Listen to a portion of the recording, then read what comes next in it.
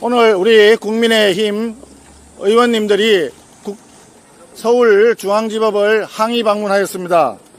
이곳 서울중앙지법은 2024년 11월 이재명 당시 대표의 위정교사죄 1심 재판이 대단히 어이없는 이유로 무죄 판결이 나온 곳입니다.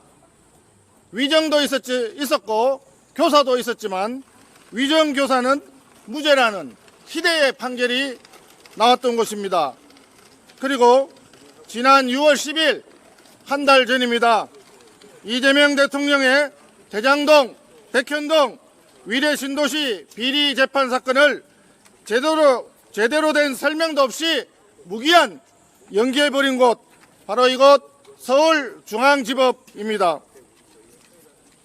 권력을 쥔 이재명 대통령 앞에서는 한없이 무기력하고 바람 앞에 먼저 누워버린 사법부의 부끄러운 자화상, 바로 이곳 서울중앙지법입니다. 그랬던 서울중앙지법이 야당 정치인들에 대한 압수수색 영장은 특검의 입맛대로, 정권의 입맛대로 사실상 특검이 시키는 대로 발부하고 있습니다. 여당 무죄, 야당 유죄, 이게 사법부가 맞습니까? 부끄럽지도 않습니까? 윤상현 의원님도 임종덕 의원님도 수사에 떳떳하게 응하겠다고 했습니다. 그런데 소환도 아니고 압수수색이 가당키는 한 말입니까? 윤상현 의원님 관련해서 당의 공천 자료는 당에 있습니다. 도대체 윤상현 의원님 사무실에 가서 무엇을 가져온다는 말입니까? 작년 11월 검찰이 우리 당 당사를 압수수색했습니다. 그때 검찰이 수사에 필요한 자료는 모두 다 가져갔습니다. 그 자료를 특검은 이관받지 않았다는 말입니까? 임종덕 의원님 관련해서 대통령실에서 근무할 때의 문제로 수사를 한다고 합니다. 대통령실에서 일하던 업무 자료는 모두 대통령실에 있습니다. 그러면 대통령실을 압수수색해야지 왜 국회에 있는 임종덕 의원실에 압수수색을 합니까?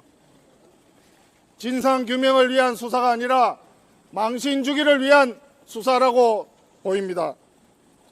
법원이 그 정도 판단도 못하고 특검의 언론 플레이에 휘둘려서야 삼권 분립이 제대로 되겠습니까? 특검은 이재명 정권 정치 보복의 칼로 전락했고, 법원은 이재명 정권 정치 보복을 위한 영장 발급기로 전락했습니다.